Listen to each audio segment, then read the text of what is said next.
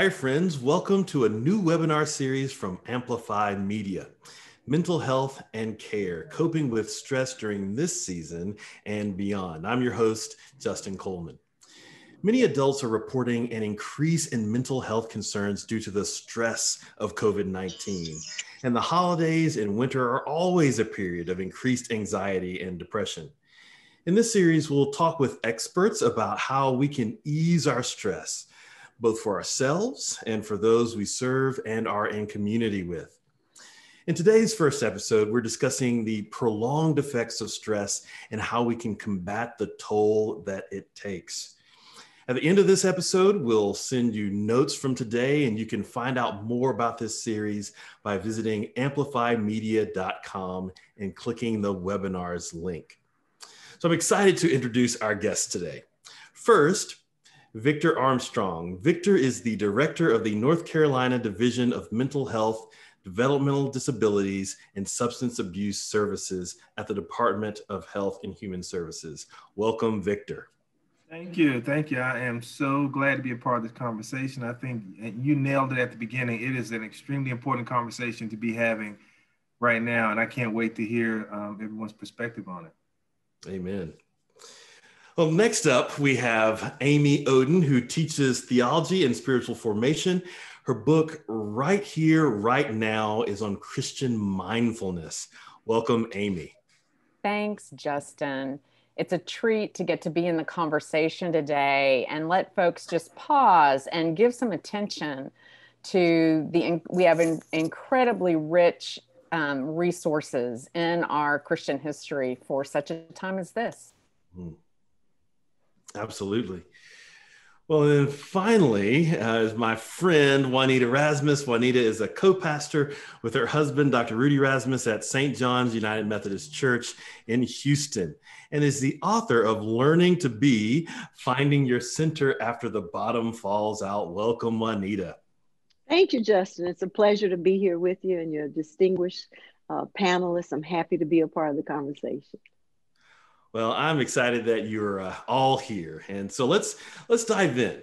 And we're going to talk today about stress and how our body reacts. So when we encounter a perceived threat, our brain tells our bodies to release hormones, right? Including adrenaline and cortisol, which elevate our heart rate and blood pressure and give us more energy.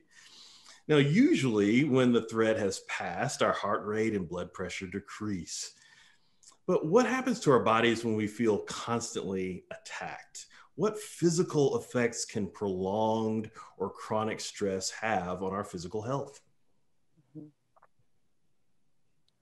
Well, I'll start. One of the things that I came to experience as a pastor, starting a new church with my husband, we started with 9 members. By about the 7th year, we had grown to about 3,500 members. And talk about living with prolonged stress. Finding yourself, it was a staff of 3, my husband and I, and an administrative assistant. And so we were doing everything from unplugging the toilet when it overflowed to, washing and sanitizing your hands, then to run to the pulpit and preach, while raising 2 daughters who were in middle school and being involved in their lives and that kind of thing. And what I found in my own experience is that living with prolonged stress in a combination of ways. One, the stress of my own anticipation of performance, the expectation that I had as a pastor, the expectation I had as a parent, and living with the impact of that for me became exhausting. Let's start there. The second thing I experienced was that I no longer felt passion for anything that had been really life-giving. It was as though all of my energy was simply investing in getting out of bed and checking off my to-do list for the day. So yeah, the idea of living with prolonged stress is not life-giving. I think it is the first sign that there's a need to address the mental health concerns that are happening there. And for me, that was coupled by the fact that the church, St. John's, was one of the few African-American churches at that time during the HIV/AIDS pandemic that would eulogize a person that had died from the virus. So we were doing 50 funerals a year. Many of these people were family and friends. And so you've got grief on top of that. So, you know, if you want to talk about a gumbo of stress, I was living with it. And that's how Learning to Be was written, was out of the experience of all of that that was happening. So my first thought is, when you find yourself living with a great deal of stress, seek help. Thank you, Juanita. Yeah, I think for me, it's an interesting question, because I think what can happen, you know, if we look at, for example, what we've been dealing with the pandemic, if we think of the pandemic in the way that we think of a natural disaster, natural disaster is usually time limited. It has a beginning and an end, and you can begin to then deal with the aftermath. And I think part of the challenge with what we've seen with the pandemic is that we don't know the end of it, and we really don't know all of the after effects of it. And I think one of the things that can happen to you when you're dealing with something like that is you begin to normalize the stress. And when you begin to normalize the stress, you become numb to the stress. And when that happens over time, it can have very similar effects on your body that complex trauma would have. So you find yourself in this heightened state that you don't even recognize anymore that you're in this heightened state, because it just goes from day to day. You know, I use as an example, I was talking with my brother this past weekend, and he's been having some chronic back pain. And he's been having a lot of challenges with getting seen by professionals, and part of it having to do with the pandemic. But he's gone in, they want a second opinion.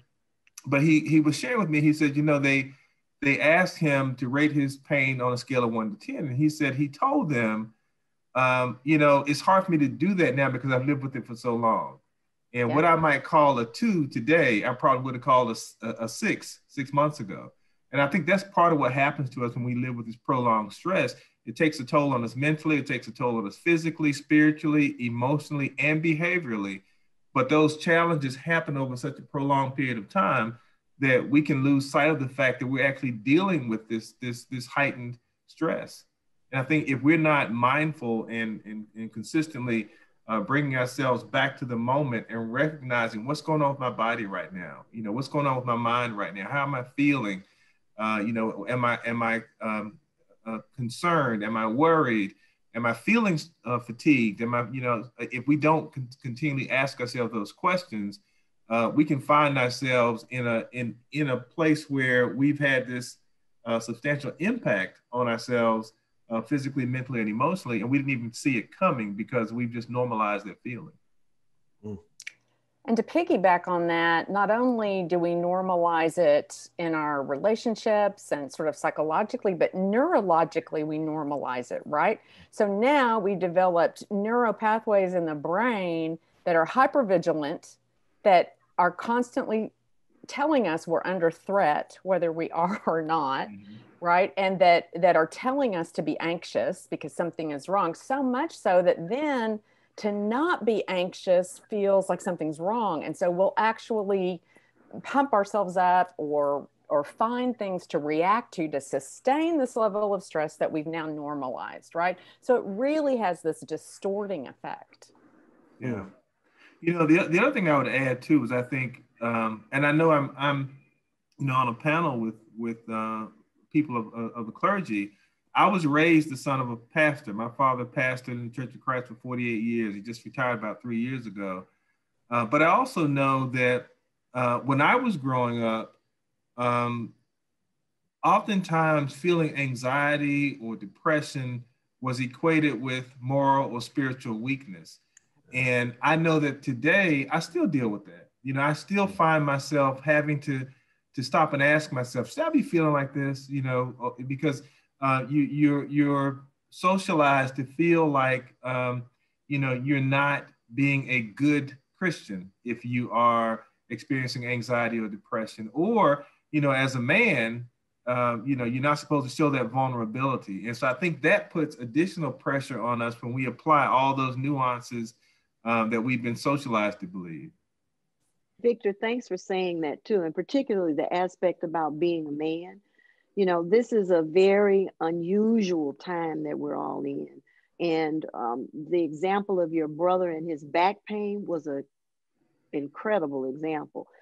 Because, you know, with this period of time that we found ourselves in COVID-19, we can find ourselves with things like back pain. And, you know, I'm hearing more and more people talk about things like my joints are hurting, or I'm having a hip problem, or this kind of problem that they didn't really talk about before COVID-19. And so when we talk about the impact of stress in the body, often when the mind isn't able to convince us to get the help we need, our bodies biologically say, hey, we're going to help you. We're going to give you a pain in the,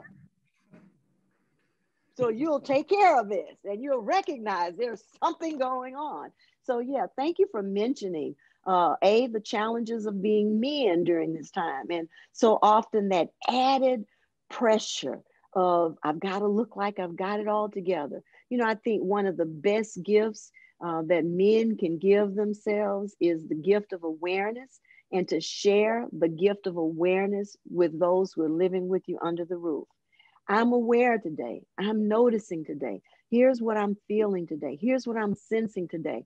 If we can begin, or if you as men can begin to have those kinds of conversations, then you also give us permission, or those who live with you permission, to then say, well, you know, I'm feeling this. And yet we're going to make it through it. But this is what I'm feeling. And by having those kinds of conversations, it gives us the opportunity to say, hey, I noticed yesterday you said you were feeling this. So Victor, are you still feeling that today? How's it going with you?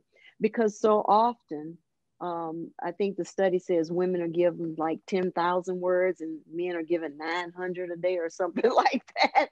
And that's if you count the grunts. Oh, okay. Right. And exactly, right. You know, so by having conversations where we're checking in with one another. Yeah. And if the men will be kind and gracious to say, hey, I'm feeling this. I'm noticing this. Then you give us permission to say what we're feeling and noticing. And likewise, now we have a language that we can share as a family around this experience we're all having, because we're all having it one way or another. Well, and I'm glad that Victor and Juanita, you've talked about this. I mean, you think about men. One of the things that I think is that pastors, male pastors, can really model how to do this. Exactly. For men in their congregations who are closed off to their emotions, who aren't used to sharing and being vulnerable in that kind of way. I think we have a real opportunity to lead. And many of our audience for this webinar series will be pastors of churches. And so I think that modeling is crucial.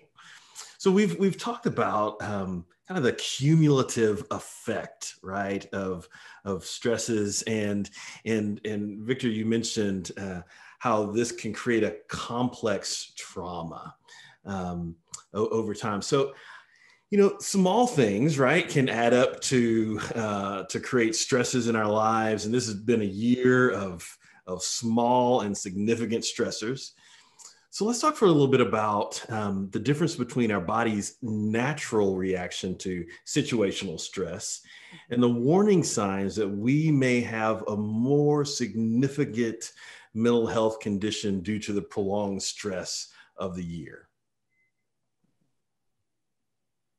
Well, you know, one of the things that comes, go on, Victor. No, go ahead. I was just thinking, one of the things that comes to my mind is my daughter's a psychiatrist. And so at about the second or third month of the pandemic, I called her and I said, I'm experiencing a couple of things and I just need you to tell me if this can be named or not. So one of the things I was feeling was this really foggy brain. I was working on my second book, and I had almost finished it. I think I was short of, it's a 40-day journal, and I think I was down to day maybe 37. And I was having the most difficult time thinking through what I wanted to say. I found myself, things that normally would have taken 15 minutes to do, now were taking an hour to do. And so I called her and I asked, what might this be?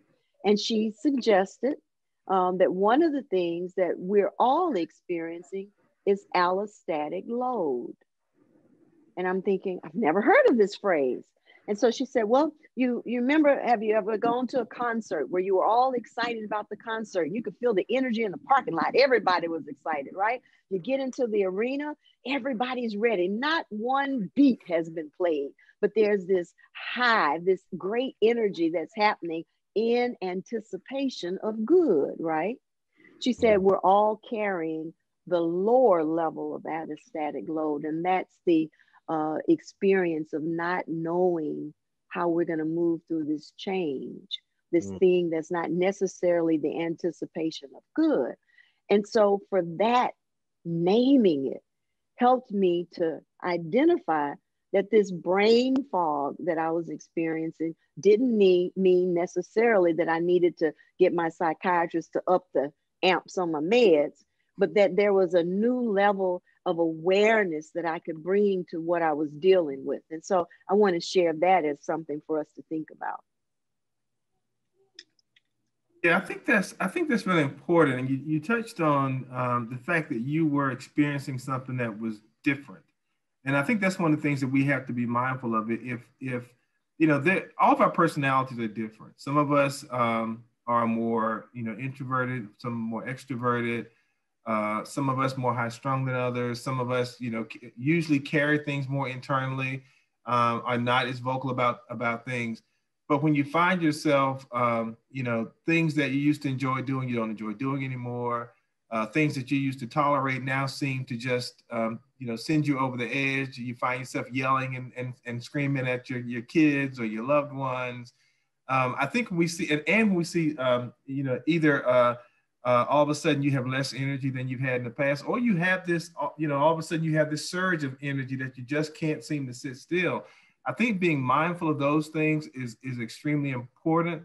But, you know, I think the other challenge for us right now, and, you know, I say this from my perspective, as an African-American man, and also someone who's come into a new role. I started my role about 8 months ago. So I was a vice president of the hospital system. We were just starting to figure out how do we want to kind of pace ourselves to deal with this pandemic that we had no idea at that time was even a pandemic. And then I come into this role, you know, as the commissioner for the state mental health system, and having to deal with it in a whole different way, whole different level. Learning a new job, but also learning a new job in this culture of the COVID pandemic. And then we've got all the stressors associated with the fear and uncertainty of COVID-19. You know, not just how it's impacting me and my family, but how is it impacting my loved ones? How is it impacting my friends? You know, I've had relatives, distant relatives, but I've had relatives that I've lost to COVID-19. I know people, friends that have lost folks to COVID-19. Then on top of that, we have all the civil unrest that's been taking place. And we see all that playing out on our television screens constantly. And so part of the challenge is if you take all of the stressors in one lump sum, it can be extremely overwhelming. And so part of what we have to do is slow it down and try to compartmentalize and deal with things on their own merit so that it doesn't become so overwhelming. But when you find yourself at a point where you can't do that, where you just feel like it's just too much, I can't handle all this, that's a good sign that you need to talk to someone, because you're not able to process, you're not able to deal with some of the daily challenges that you're feeling. And that's another thing that we have to be mindful of, is knowing when we're at a point where I need to talk to someone. You know, I need someone else to help me carry this. And Juanita, you talked about creating that safe space at home. And I know for, you know, again, for men, it is hard to be vulnerable, you know, to create that space where we can be vulnerable and say, you know what, I'm really struggling right now. And I just need you to understand that, create some safe space for me to be able to talk about that. Let's process that. And if you think I need to talk to somebody, you know, I need you to let me know that. If you think I'm treating you differently, I need you to let me know that. And I think those are the kind of things that we need to do both internally, but also give the people around us permission to help us deal with it, and to let us know when they see us getting to a point where they think that we need to open up and talk to someone. Mm-hmm. I've been on a real journey in the last 6 or 7 years with my husband, who has early onset dementia, frontotemporal dementia. And it started when he was about 57. And so in some ways, my life has felt so constantly disrupted and disoriented, right? As soon as I kind of understand where he is, he's had another decline. And so now we're in a new landscape and another, right? So there's just this constantly moving house of mirrors.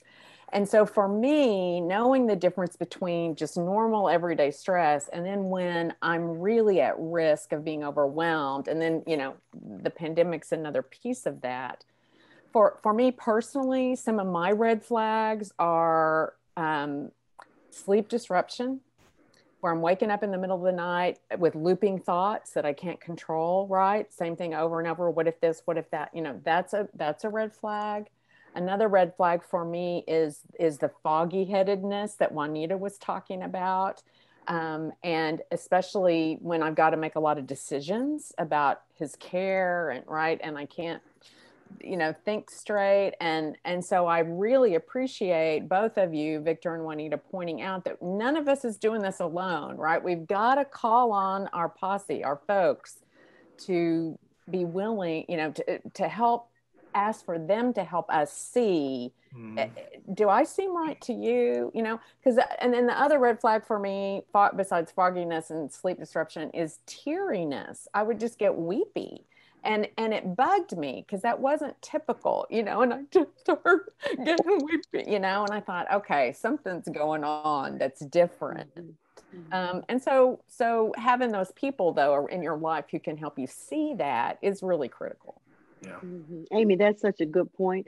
And I think one of the things I heard recently said is your strong friends, check on them. The people who are always the rock, the people who are always the go-to, the people who always have solutions, to check on those people especially, because often they don't have anybody checking on them.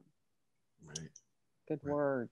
You mentioned about the loopiness, and also I want to say this because I experienced this recently: dehydration, not drinking enough water, because the day passes. At some points, it can seem like 5 minutes takes 20 hours, you know, and then you realize that you haven't had any water. And so I want to encourage people to stay hydrated, which is why you'll see me drinking from time to time, because I just came through a period where my work had intensified, and I didn't realize that I wasn't following my normal beverage intake time. You know, and for me, I normally set alarms, which you heard one go off at the very beginning, possibly. That was to remind me to drink water. Well, when you're on Zoom calls all day and you're silencing your phone and putting it on Do Not Disturb, then you end up having a week where you really haven't drank water. So when you mention some of the things like sleep disruption, I will also say, notice if you find yourself hungrier than normal. Pay attention to that also. Sleep disruption, disruption in our eating, disruption in our water, all of these things are invitations to notice what we're noticing. Notice what happened that I didn't drink enough water. Okay, so what change might I need to make so that tomorrow I can be more hydrated than I am today? All right. And so a phrase that I'm encouraging everybody to use is notice what you're noticing. And so that means we have to pull back a bit during the course of the day and just kind of do a self-check. I think Victor said something along that line, to ask yourself, okay, how am I? When was the last time I drank some water? Bathroom habits. When was the last time you went to the bathroom? You know, all of the things that make for a normally functioning life, we have to be a little more attentive to now. Yeah, you know, the whole self-care piece is just so important. And, you know, and we're all in professions where it's our job to take care of other people. That's what we do. And And so it's so important for us to be mindful of our own self-care, you know, the physical care, drinking water, getting exercise, eating healthy foods, but also just, you know, building some time to your schedule to just unplug. You know, I have my admin assistant, she builds into my schedule. She calls it focus time. But it's just time for me, because one of the challenges that I found right now in this COVID environment is because everything is Zoom meeting, there's no time scheduled to move from one place to the other for the next meeting. So, you know, where you normally, maybe you would have gotten in your car and had to drive 30 minutes and that's time for you to unwind. Now you go from one Zoom call to the next Zoom call to the next Zoom call. You have to build in some time during the day just to take a step back. I know some days by the end of the day, I can't even see straight. I'm looking at my computer. I can't hardly see the words on the computer anymore because I've just been sitting in front of the computer all day. So, you know, schedule some time to just take a step back, take a walk, you know, just relax, meditate, do whatever you have to do just to give yourself some time to unplug, to take care of yourself. You know, we talked leading into this, we talked about the small things, small stressors that can become big problems. I really appreciate what each of you have said about being mindful of the small behavioral things that can be assigned to you about a larger problem. You know, the short fuses or the being teary-eyed or the restless nights or the fogginess, all those small things that can be signs of something bigger. I also really love that you've talked about community in the midst of this and how the caring community around us can help us see things that we don't see, but also can help undergird us during this time. I think this is one of the great gifts of congregations. Even though we're more distant from one another during these times, we can still call and check in on people. I have yet to talk to a parishioner during this time who hasn't said something like, so-and-so has checked on me and it meant the world. You know, being seen, being known in the midst of this time is crucially important. Well, what advice would you, or do you have for people who are experiencing anxiety and depression and anger because of this year? You know, what behaviors or spiritual disciplines can they practice to help them build resiliency? Well, one of the things I would say is that most of us have some means of coping. We all have our own measures of how we handle things. Right. The challenge has been is that for those who are extroverted and who need the social engagement to help them move through things, that there's drastically reduced options for being able to be, you know, present in a social setting. And so again, one of the things, notice what you're noticing. If you know that there's something that you really love to do and there's some new limits around that now, get creative. So as an example, yesterday, I realized that I miss not being in a physical church with community. And so I'm starting to binge watch movies now that have choirs in them, just so I can see a choir, you know? And I'm sitting watching Sister Act 2, tearing up, right? Because I'm going, I just really miss the church, you know? And they're singing, joyful, joyful, Lord, we adore. Then I'm like, yes! And I stand up. And fortunately, because it's Sister Act 2, they're dancing. And so then I realized, I haven't really been moving like dancing. And so notice what you're noticing.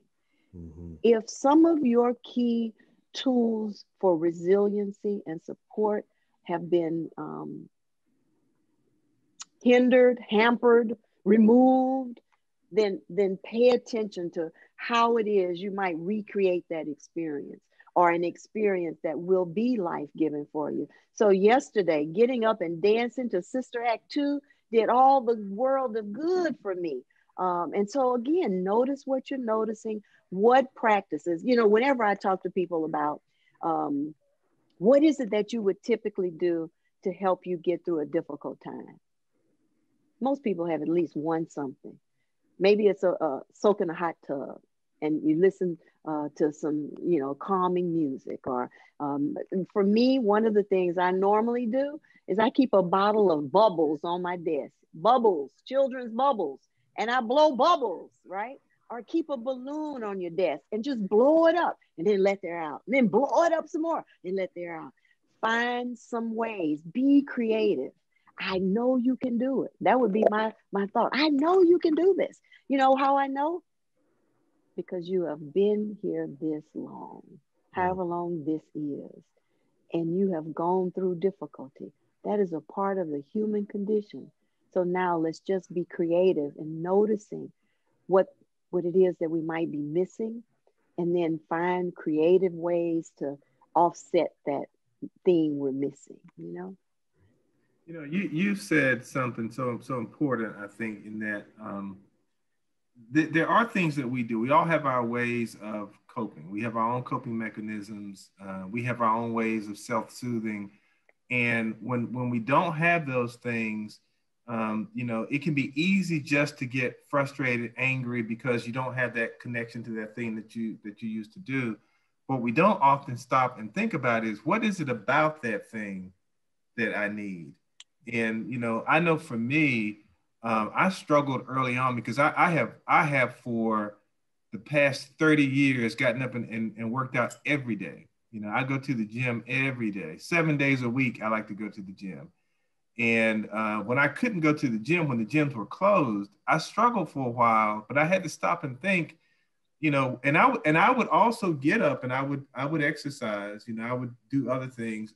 But then I realized that it wasn't just the exercise. That was my time. That was the time that I would go and I could kind of get in my own head. I would also lift weights. So it was a way for me to really burn off energy. It was a way for me to, burn off some frustration. But it was also a time when I could be social if I wanted to. I'd see the same people at the gym every day. We check in. Hey, how you doing? We talk about stuff. And so I realized the components of that I was missing. I was missing the physical part, but I was also missing the routine because I needed that routine. It was a part of my daily life. And I was missing the social aspect of it.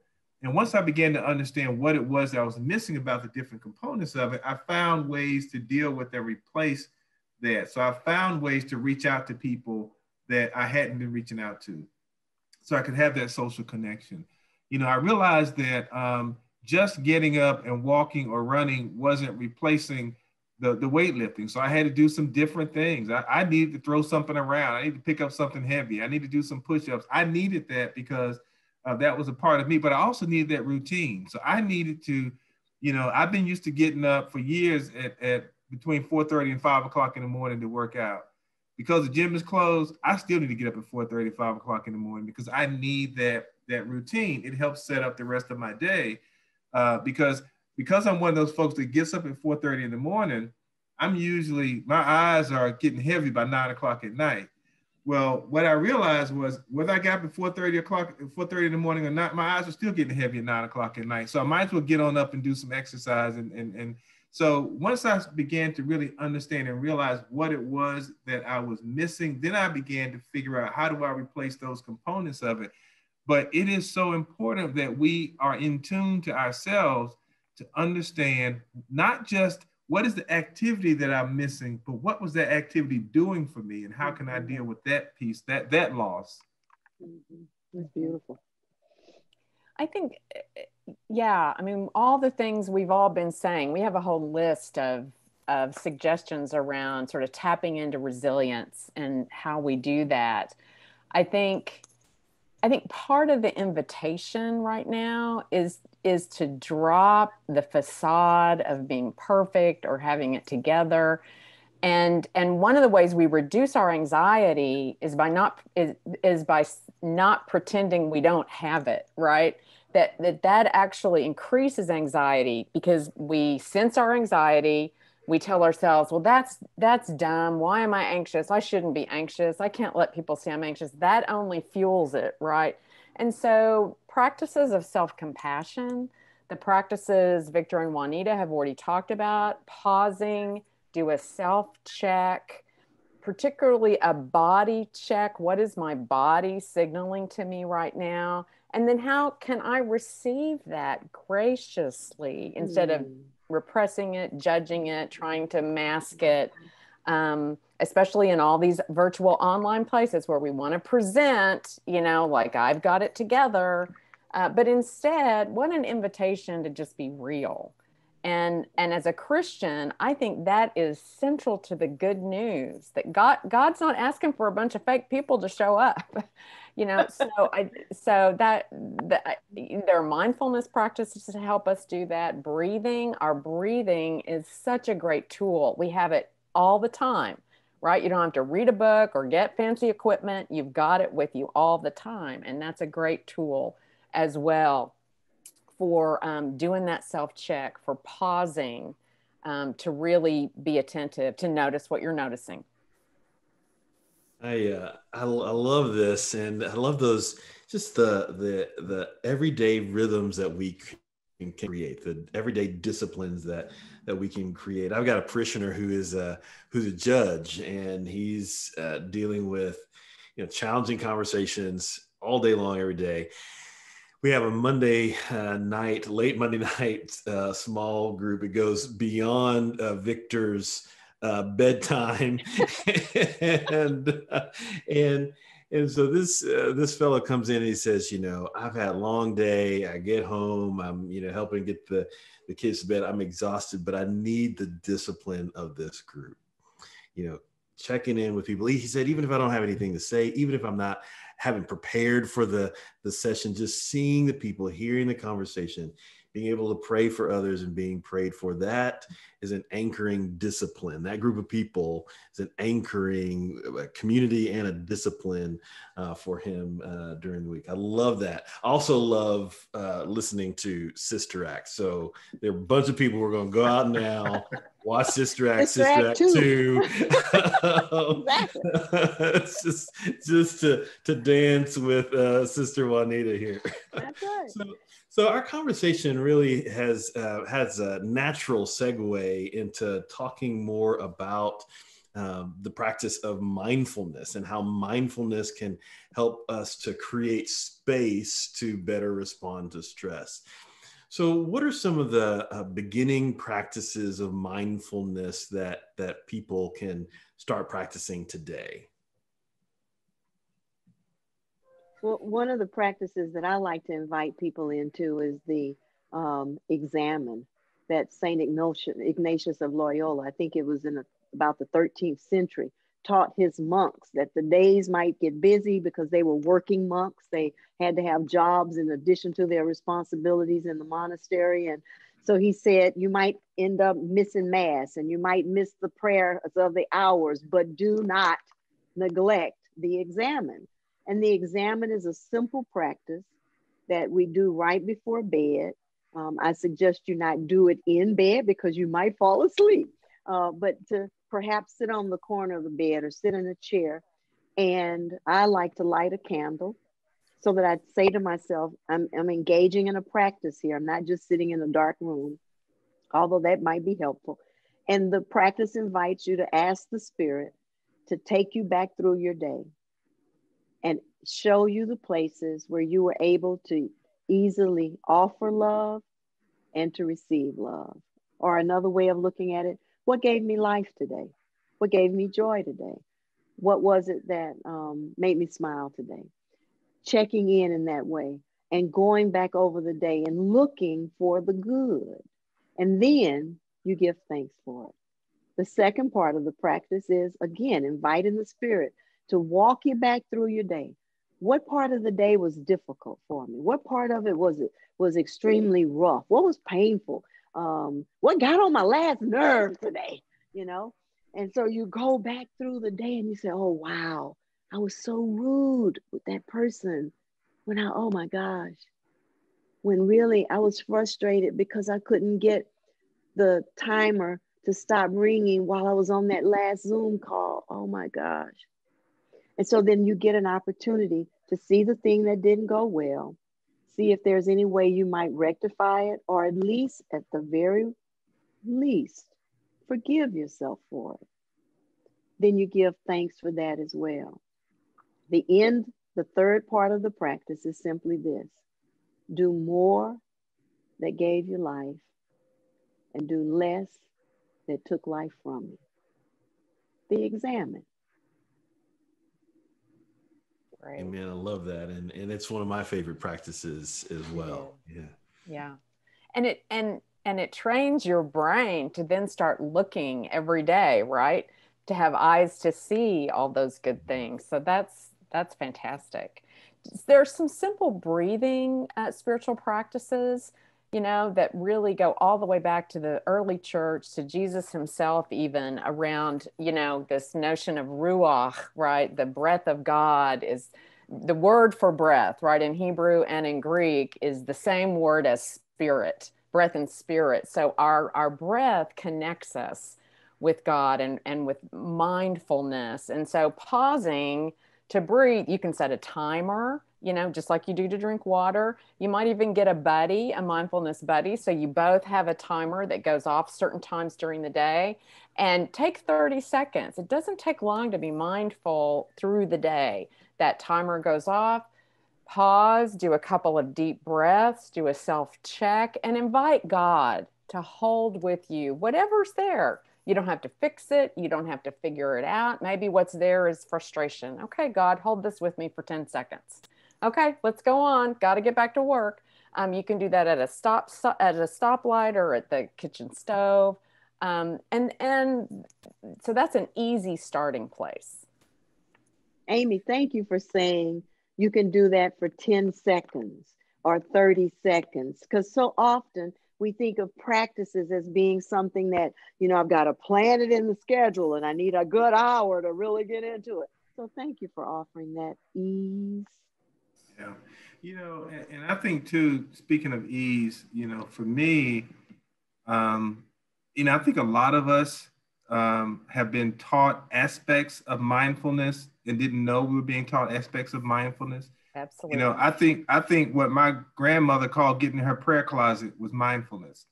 And for me, that's kind of how I relate to mindfulness. It's that time of day when I can just get quiet, whether I get on my knees or whether I'm laying on my back, but just to stop and think about, where am I? What am I feeling? Why am I feeling this? What's really going on with me? Why am I so anxious? Why am I so angry? Why am I so frustrated right now?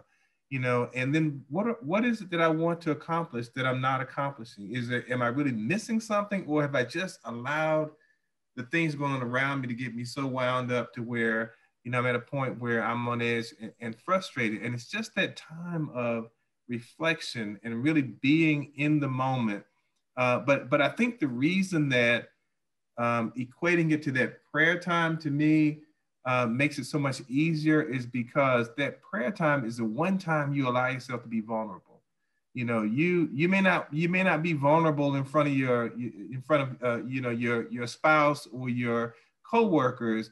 We've been taught to be vulnerable in front of God. So I can get down on my knees and be vulnerable. And it's not always that I'm sitting there saying, now lay me down to sleep, but it is a time for me to just strip away everything and say, okay, let's just be real right now. Why did I snap at my wife? What was that about? Why was I so frustrated?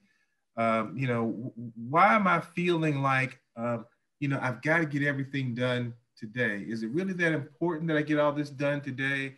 Because a lot of times we also find ourselves getting frustrated about things at work, things we're not accomplishing. And then we realize, you know what? You're actually doing a pretty good job. Or, the things you're sweating are really not that important anyway. If you don't get it done tomorrow, you get it done the next day, is it really going to make that much of a difference?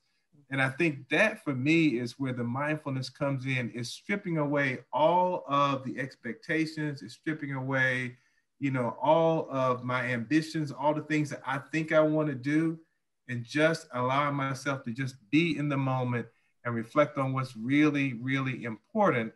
And you find that you come back to things like your family, like your friends, like taking care of yourself and taking care of the people that you love. And a lot of the other stuff just kind of falls away.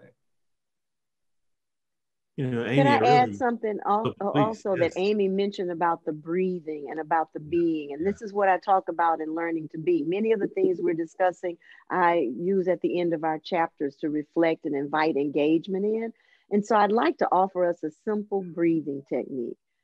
And that is you put your feet flat on the floor, sit up tall and straight in your seat, turn your hands palm side up and rest them on your thighs. And then I invite you to take a deep breath. Breathe in through your nose, deeply and fully, and then exhale through your mouth as though you're blowing through a straw. And do that for a few moments, just breathing in deeply and fully, exhaling deeply and slowly, letting go of all your cares. Just let them go. This method of breathing in through the nose and out through the mouth helps us to reset oh God, all of a sudden the word went out of my mind. This too is a part of the experience of COVID-19.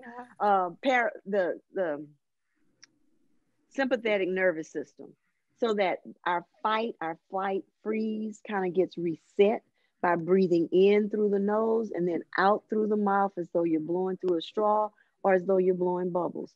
We can do that all day. I love the fact that Amy says we never leave home without our breath. Absolutely right.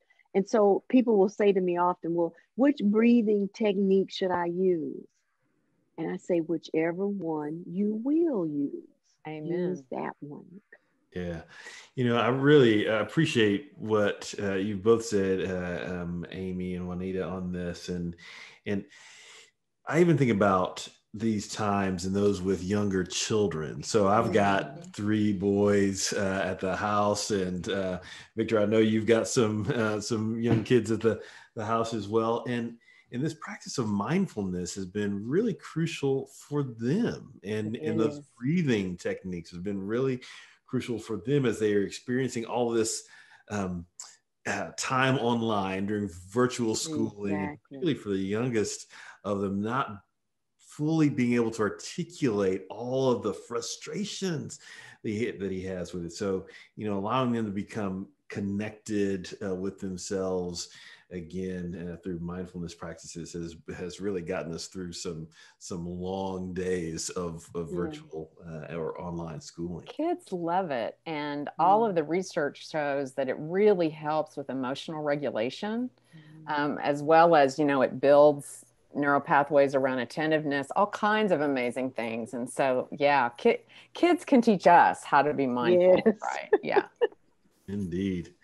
So I want to circle back to something we talked about a little bit earlier, and that is community. So, social support, deep friendships are very important in helping us manage stress. So we're 9 months into this pandemic. We miss our people. What advice do you have for continuing to be physically safe without becoming emotionally distant?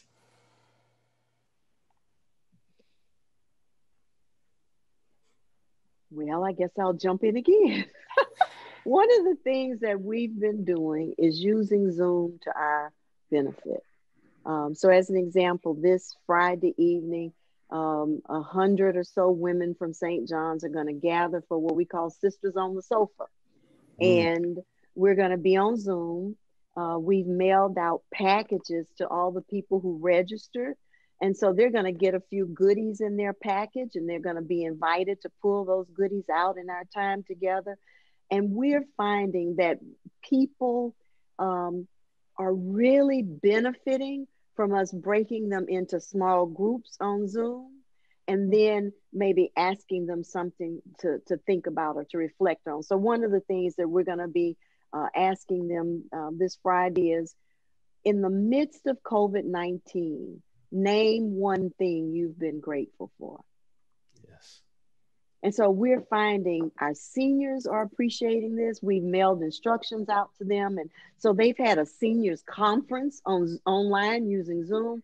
And so again, this technology that many of us are just like kind of fed up with, so many are finding this to be an umbilical cord to community.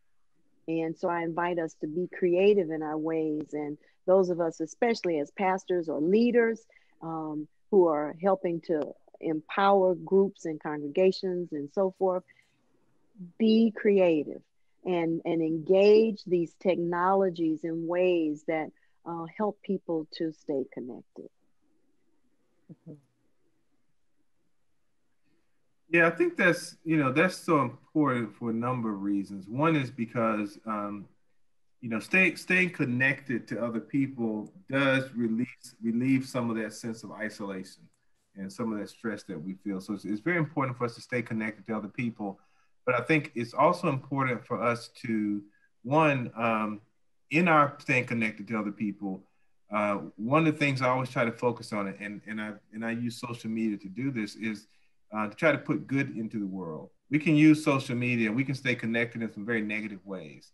And so I encourage people to share positive things. I think what you're doing, Sisters on the Sofa, is I mean, that's a great idea. I got to find something that we can do, like for, I don't know. I got to think of something for men now.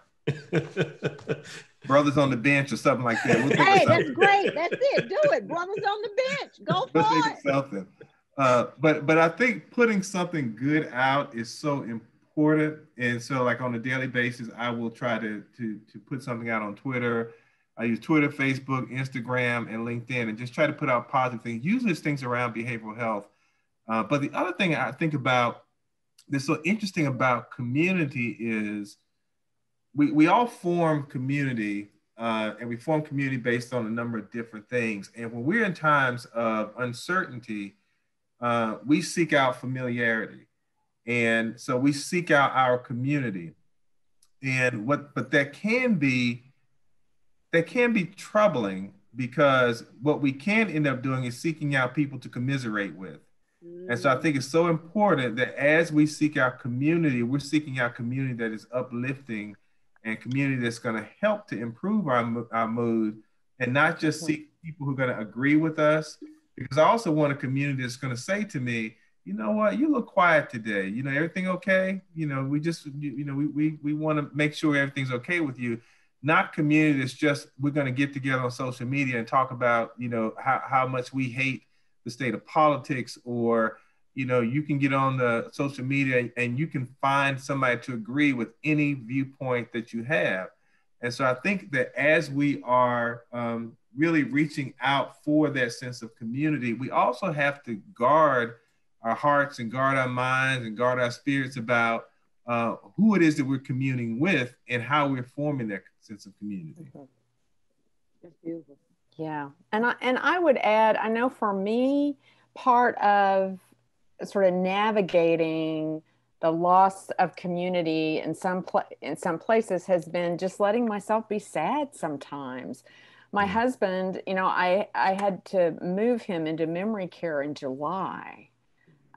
He's a big guy, and I couldn't physically do everything he needed, but it was in the middle of COVID. So I can't go in there. I can't go in his room. I can visit at his window. That's so confusing to him. And so, it's been really, really hard. And yet I'm glad I can at least see him at his window, right? I mean, that's good.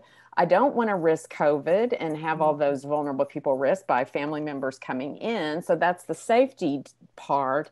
But then some days I'm just brokenhearted, and to recognize that's part of this landscape, right? Is that we're just going to be sad sometimes that we can't physically grab the people we want to grab. Right. Yeah. One of the things, Amy, I want to pick up on there is just this whole idea of seeing, and even seeing through the window, right, is something. And seeing folks, seeing the other women on Sisters on the Sofa, as you gather on Zoom, or on the forthcoming Brothers on the Bench, the ability to see one another, and to have, so many of our Zoom meetings can be efficient. You're there to do a task, get some work done, then get out of there.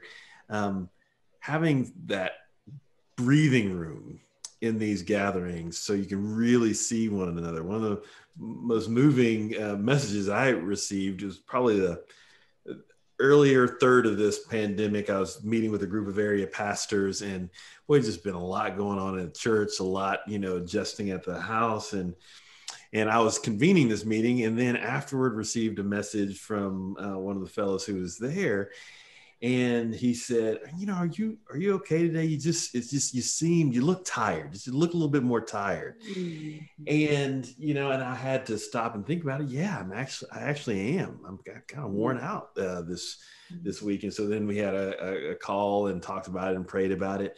But it was just that ability for someone else to see me, even if through a screen, long enough to recognize something in me and us to be able to have a moment.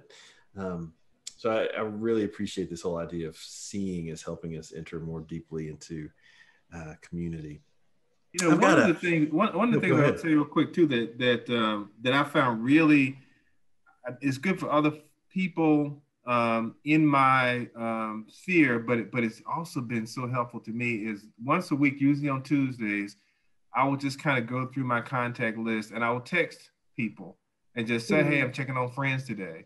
Just want to make sure you're okay. And the response you get from people who are just so glad that you just sent them a text message. And some of them are people I haven't talked to in a long time, but it is uplifting to me. And I know that other people appreciate it as well. Mm. And something I want to say and to thank Amy for naming grief.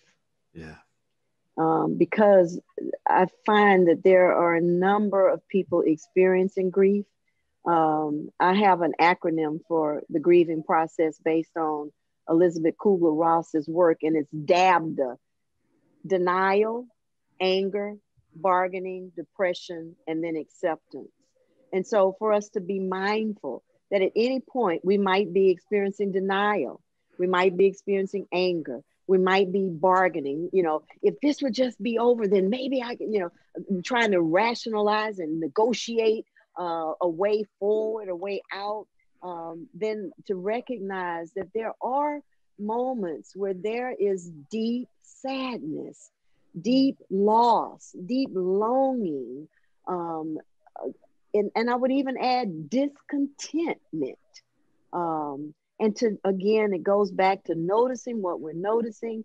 We have no idea how long we will be living with COVID-19, but let's remember the key is living with it, as in living through it. So I've got just one more question that I want to ask everyone. So, what advice do you have for pastors who are counseling people who are suffering under the prolonged and very unique stress that 2020 has caused?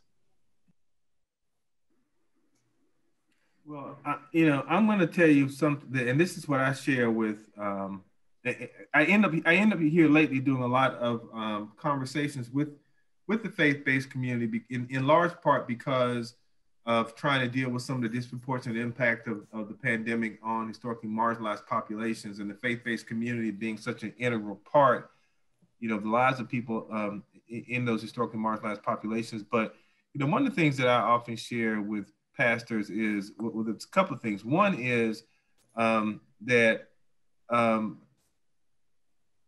you need to be mindful or be willing to recognize and accept your own trauma. Amen. And one of the challenges I often find with trying to have conversations and bring resources into the church is, if you have faith leaders who have not dealt with their own trauma, they can tend to tense up when they're confronted with someone else's trauma. Right. And so I always encourage pastors, don't buy into that mindset that there's something wrong with you if you have experienced trauma. We've all experienced trauma. My trauma may be different from your trauma, but we've all experienced it. And so one of the things I always encourage pastors to do is, be mindful of your own trauma. If you need to talk to someone, get help. There are stats out there about the level of stress and anxiety and even depression and suicidality that the clergy experience. And the amount of, even in the best of times, the isolation of pastors because of carrying so much for so many other people. And so I encourage pastors, you know, in addition to creating avenues for folks in your congregations to get help and to get resources, you know, make sure you take care of yourself. Deal with your own anxiety, your own depression. Acknowledge it for what it is, and don't be afraid to seek help. And the other thing I would add, in addition to their own self-care in that regard, is know your limits. I have a master's in theological studies. It is not a license in clinical counseling. And so I know my limit. I know when I can only do so much with the person and for them. And then I have a beautiful list of therapists and psychiatrists that I can then say, sis, I've offered what I can. I'm really going to suggest you consider talking to your primary healthcare provider. But meanwhile, let me give you the name of a therapist who really does a lot of work around anger, or who does a lot of work around addiction, or who does whatever the issue is that the person is dealing with. Because especially now, when we have access to Zoom, nobody has to see you go into a therapist's office. Many therapists around the country, you don't even have to pick one in your state if you don't want. You can pick up the phone. You know, Psychology Today magazine has a list of therapists around the globe who are available to us over a phone call or through Zoom or other mediums like this. So know your limits, leaders. Know when this is beyond your scope of training and capacity. And then the other thing, not only knowing when to refer in that way, but also know when you just can't take another call today. Yeah. Know when you can't take, when you just can't call that person back today. Set healthy boundaries, set healthy limits for yourself, so that in our own vulnerability, we don't create unnecessary duress for ourselves or others. And I have to put on my historian's hat for a moment and say, I want pastors to remember that over the last 2,000 years, we've done church a lot of different ways. And a lot of pastors are carrying this burden that somehow the whole future of the church is on them. So that then when they are with a person in prolonged stress, the pastor already has this stress that they're carrying.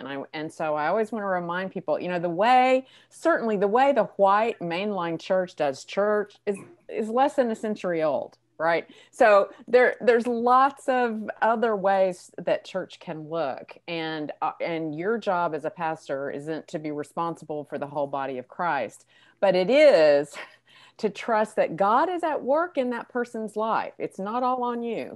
God's working here. Yeah. Yeah. Yes. Amen. Thanks, Amy. That's good. Well, I deeply resonate with what has been said here. You know, one of the things that I try to do, well, a couple things. One, I'm married to a psychologist, and so she reminds me to not try to be a pop psychologist, as Juanita said. That's not my training. That's not my training. And so, you know, to know the limits, to set boundaries, as you said before. But I have a list, just a growing list of folks that I refer people to, and especially if I know those areas of focus that a person may have. And so I think that developing that list, if you're a pastor, if you don't already have that list of people to quickly refer people to, I would highly encourage you to do it. And again, would recommend that you understand your limits. That's wise counsel. I have to tell you, Justin, I identify you with it from the spouse thing, because my wife is a pediatrician and she reminds me all the time that I'm not a doctor. These are helpful reminders to all of us. Well, I mean, armed with WebMD, I can solve a lot of things, right? Our myths solve a lot of things. No, don't do it, friends. Don't do it. Well, this has been a wonderful conversation. Thank you for your insights and your wisdom. You've blessed me today, and I know you've blessed those who've joined us. For those who've joined us, thank you for joining us today. Please come back for our next episode where we'll discuss the effects of stress on our relationships. Now, visit amplifymedia.com and click the webinars link for more information about future episodes and to watch this episode on demand. I want to thank all of our panelists today, and thank you to our sponsor, Amplify Media. Please stick around and for a couple minutes and find out more about the streaming resources that Amplify offers churches. We will see you next time.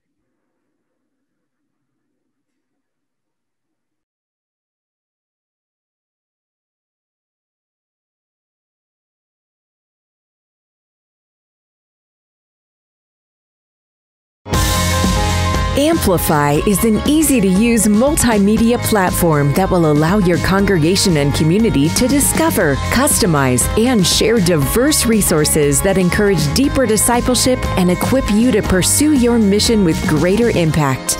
Your church can engage with Amplify on one of 3 successive tiers. In the basic tier, your church will have access to thousands of hours of biblically based content that address a vast assortment of topics, and all of your content is available on iOS and Android devices and streams directly on Roku and Fire TV. The whole experience is simple and intuitive, meeting your community where they already are. The premium tier affords all the features of the basic tier, but increases the level of customization. You can show only what's relevant to your church or provide access to it all. The choice is yours. You'll also be able to brand the channel specifically to your church, and you'll have access to live stream services, publish your own resources, and enable other Amplify users to view your custom content. You can even embed portions of the platform onto your church's current website, creating an immersive, comprehensive experience for your church members and visitors. Finally, the custom tier provides all of the technology needed to make Amplify the digital home of your church. Not only will your church be able to apply your brand across the platform itself, but also all apps will be able to be branded as your own. You'll even be able to program your own broadcasting channel, providing your congregation live access to continuous programming. Give us a call today to begin reaching more people in more places with resources that share the love of Jesus and inspire faithful discipleship and service.